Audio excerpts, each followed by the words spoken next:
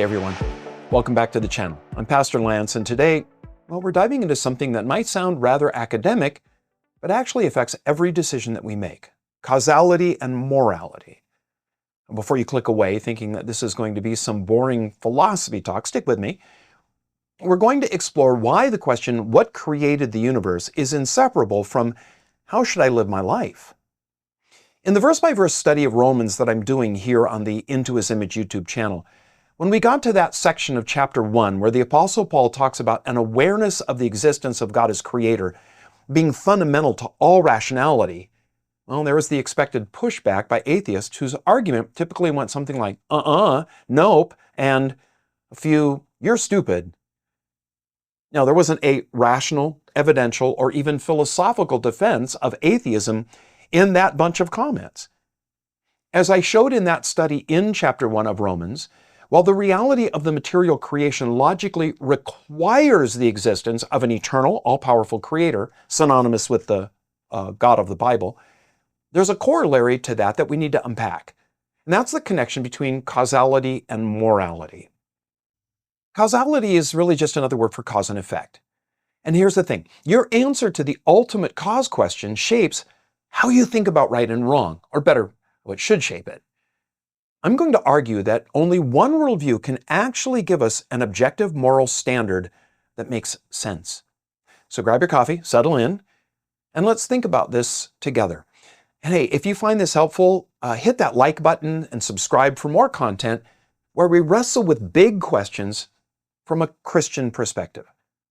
We start with the basics. Causality is everywhere. You flip a switch, a light comes on. You drop your phone, well, hopefully you have a good case, because gravity is about to demonstrate causality in a very expensive way. And here's where it gets interesting. If we follow the chain of causality backwards, what caused this, what caused that, what caused the thing before that, we eventually hit the ultimate question: what caused everything to exist in the first place? This isn't just some abstract philosophical puzzle. Your answer to that question is going to determine everything about how you view reality, including whether moral standards are real or just made up. Think of it this way. If you believe that the universe is ultimately the result of mindless, purposeless forces, just matter and energy shuffling around according to physics, you're going to have a very different view of human significance than if you believe the universe was intentionally created by a personal, moral God. And here's the kicker. One of these views can actually ground objective morality, and the other, well, it tries really hard, and it just can't pull it off. So let's start with the Christian position. According to Scripture, in the beginning, God created the heavens and the earth. Now that's the very first verse of the Bible, and it's making a massive claim about ultimate causality. The Bible presents God as the uncaused cause, eternal, self-existent, and personal. He's not just some abstract force or principle, but a being, the supreme being, really, possessing intellect, will, and moral character. Then, when this God creates human beings, he creates them in his image. Now, what does that mean for morality? Well, if human beings are made in God's image, and God is inherently good, just, and loving, then moral standards aren't arbitrary rules that he made up on a Tuesday when he was bored.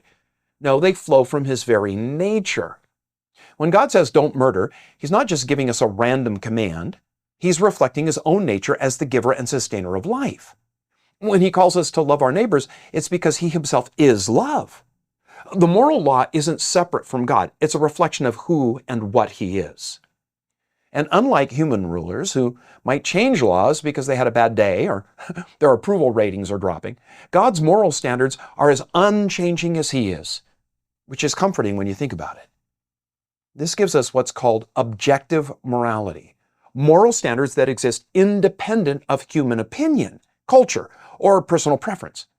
Murder is wrong not because most people think it's wrong, but because it violates the nature of the God who created us. And here's something interesting. Even though cultures differ on many things, there's remarkable agreement on basic moral principles across human societies. Almost everyone, everywhere throughout history, has recognized that murder, theft, and betrayal are wrong. How do you explain this universal moral awareness? The Christian answer is that we all bear God's image. And part of that image includes a moral sense, what some theologians call the moral law written on our hearts. We instinctively know that some things are right and wrong because we're made by a moral God. This is something the famous author C.S. Lewis unpacks in his brilliant book, Mere Christianity, a work that's convinced many thousands of one-time unbelievers, doubters, and skeptics of the truth of the gospel. Lewis posits someone facing a moral dilemma. They see a need that calls them to either act or not. Now, for a moment, that person is caught in indecision as they weigh the options. But Lewis then speaks of a third voice that acts as a kind of referee, an advisor, saying, you ought to do this because it's good, right, and just. Now, Lewis exposes something that we've all experienced. It's universal to human nature. Where does that third voice come from? Now, animals operate by instinctual impulses. They have no third voice telling them what they ought to do. They just do whatever they want. Humans are sometimes tormented by that third voice. They want to do one thing, but conscience tells them they ought to do something else. They wish they wanted the ought more so that doing the right thing was easier. That third voice of oughtness is evidence that humans are created in God's image. Now, to be fair, many atheists disagree with everything that I've just said. They argue that you can have a perfectly good moral standard without God. And I want to take their arguments seriously because there are some thoughtful people who hold that view. From an atheistic perspective, the universe is ultimately the result of natural processes. No divine creator is required. Life emerged through evolution. Consciousness developed through natural selection, and moral intuitions are just evolutionary adaptations that helped our ancestors survive and cooperate. That seems compelling at first glance. After all, cooperation and basic fairness would be really useful for survival. Groups that worked together and didn't constantly cheat each other they'd outcompete groups that did. It's like evolution gave us a built-in don't be a jerk detector because jerks don't make good tribe members. And in a world where being kicked out of the tribe meant being a saber-toothed tiger's lunch special, that's a pretty good, strong evolutionary pressure. But here's where I think the atheistic position runs into some serious problems. If our moral intuitions are just evolutionary adaptations, biological impulses that helped our ancestors survive, then why should we trust them to tell us what's actually right and wrong? Evolution only cares about survival and reproduction, not truth. If believing false things helped our ancestors survive, evolution would favor false beliefs. So even if evolution gave us moral intuitions, that doesn't mean those intuitions track with objective moral truth. Plus, evolution can explain lots of behaviors that we'd consider immoral in group favoritism, aggression towards outsiders, even certain forms of deception. These all have evolutionary explanations. So if we're using evolution to justify morality, we need some way to pick and choose which evolutionary impulses are moral and which aren't. But what standard are we using to make that choice? It can't be evolution itself, because evolution gave us all these impulses. No, we need some external standard to evaluate them by. And here's the bigger problem. If atheism is true, then ultimately everything reduces to matter and energy following natural laws. There's no purpose, there's no meaning, there's no objective value built into the universe. We're just highly complex arrangements of atoms, and our moral intuitions are just chemical reactions going on in the physical organ called the brain. Some atheists are perfectly comfortable with that. They'd say morality is subjective, either individual preference or social convention, and that's fine. But then they can't claim that their moral standards are objectively true for everyone, which is something they can't help eventually getting around to. I'm going to say some things now that frankly tend to enrage atheists, and I'll explain the reason for that reaction afterwards. Carl Sagan opened every episode of Cosmos by saying, quote, "The cosmos is all that is, or was, or ever will be," unquote. A succinct statement of the atheist position. There's no God, just the universe. Life exists as a result of chance combinations of atoms forming into molecules. And evolution accounts for the development of life from simpler to more complex forms. Survival of the fittest that's merely a label for a process by which evolution functions. Organisms most fit to survive do, while the less fit are weeded out. But evolution isn't good in any objective sense. It's just, what happened. Therefore, whatever survives and thrives is best adapted to its environment. Now, it would seem that humans are the most fit organisms on planet Earth because they haven't just adapted to their environment, they've made their environment adapt to them. When groups of humans called, tribes or nations attack other groups of humans, whichever is victorious proves its fitness. There's no morality in the attack because it's all just molecules and chemicals operating randomly. There's no rational basis for saying anything is wrong.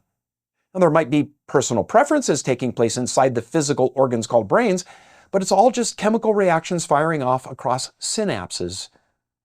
That means there's no place for outrage at things like the Holocaust, for the trafficking of an 8-year-old to satisfy the cravings of some sadist, for the guy who drives his car down a crowded sidewalk, killing dozens of people. Let me say it again.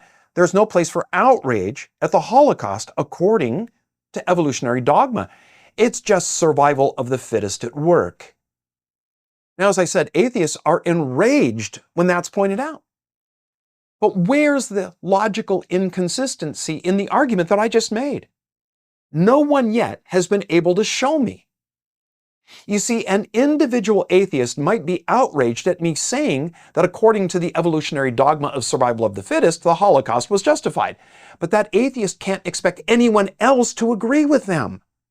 Because to do so, they would have to appeal to some objective standard of right and wrong they expect every other rational person to recognize and agree to. But according to an atheist worldview, there's no objective standard. Remember, it's all just matter and motion. Now, this brings us to a crucial distinction: objective versus subjective morality. And this is where the rubber meets the road. Objective morality means that moral standards exist independent of what anyone thinks about them. Murder is wrong whether I think it's wrong or not, whether my culture thinks it's wrong or not. It's wrong because it violates an objective moral standard. Subjective morality means moral standards are just human constructs, either individual opinions or social agreements. There's no fact of the matter about whether murder is actually wrong. It's just that most people or societies prefer not to be murdered. And here's the thing: we all live as if objective morality is real. When someone cuts in line, you don't think, well, that's just their personal moral preference. You think they're actually wrong. When you hear about genocide or child abuse, you don't shrug your shoulders and say, well, different cultures, different values. No, you recognize these as genuine moral evils. Have you ever noticed that people who claim morality is subjective get really upset when you take their parking spot? Suddenly they're talking about fairness and rules like they're objective truths. Funny how that works. But here's the question: can atheism actually ground objective morality? I don't think that it can, and here's why. If atheism is true, then as I said, everything is ultimately just matter and energy following natural laws. There's no inherent purpose or value in the universe. Humans are just evolved animals, more complex than other animals, but not fundamentally different in kind. But objective moral standards require something beyond the material world. They need a foundation that transcends human opinion and cultural preference.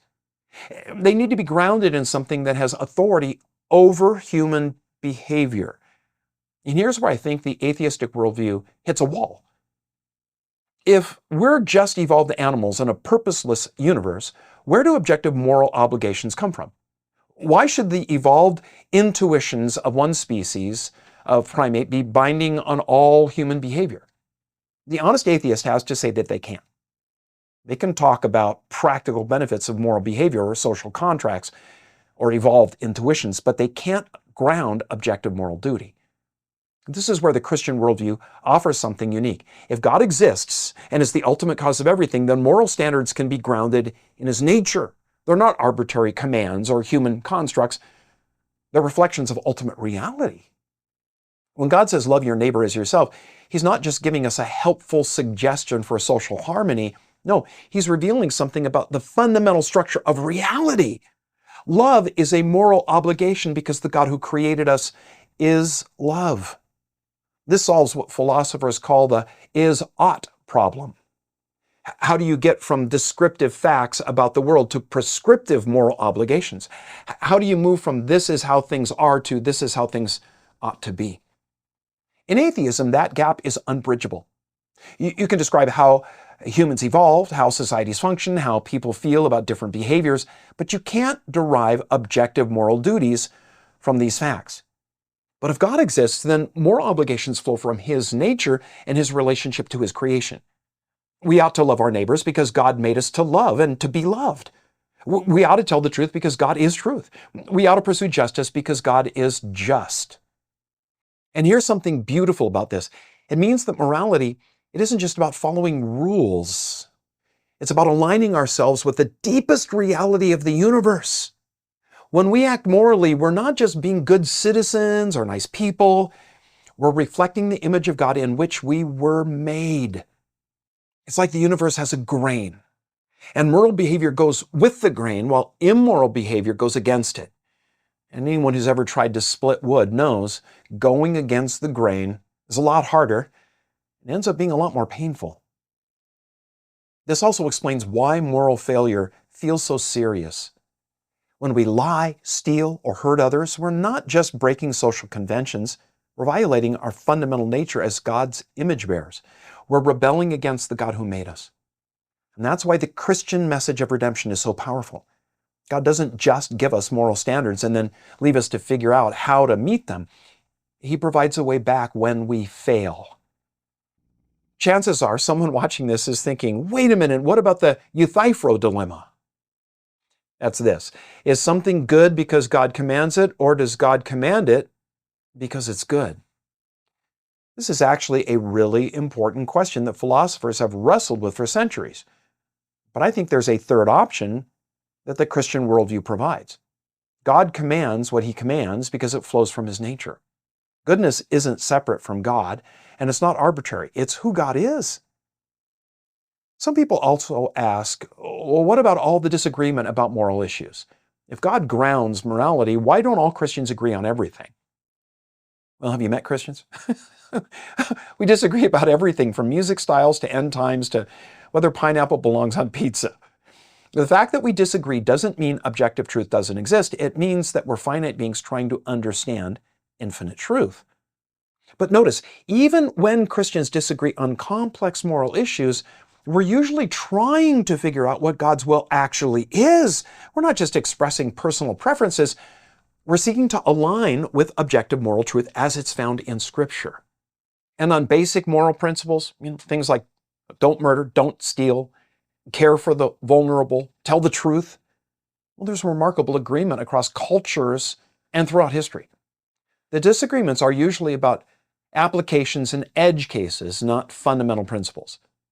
So, what does all this mean for how we live? Well, if I'm right that God is the ultimate cause and the ground of morality, then several things follow. First, moral standards are real and binding whether we like them or not. We can't just decide for ourselves what's right and wrong based on our feelings or preferences. Second, moral failure is serious because it's rebellion against God, not just breaking social conventions. Third, there's hope for redemption because God is also merciful and forgiving. Then fourth, we have a basis for moral confidence. When we stand against injustice or speak up for the vulnerable, we're not just expressing personal opinions. No, we're aligning with the moral structure of reality itself. And finally, this gives us a reason to care about morality beyond just practical benefits. We pursue justice and love and truth, not just because they work well for society, but because they reflect the character of the God who made us.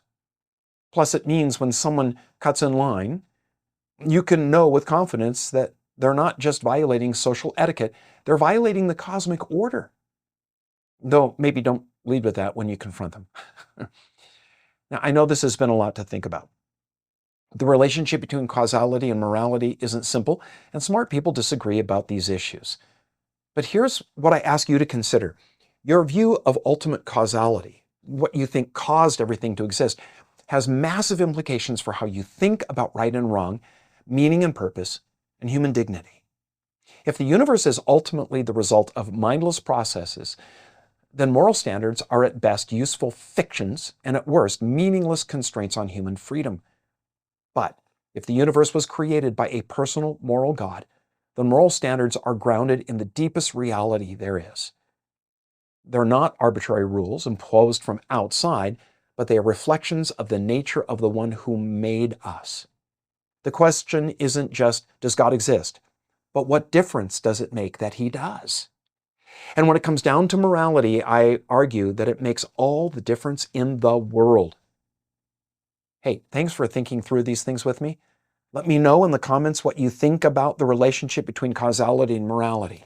Do you think objective moral standards require God? Can atheism ground the kind of moral obligations we all seem to recognize? And if this was helpful, again, hit that like button, subscribe, and ring that bell notification.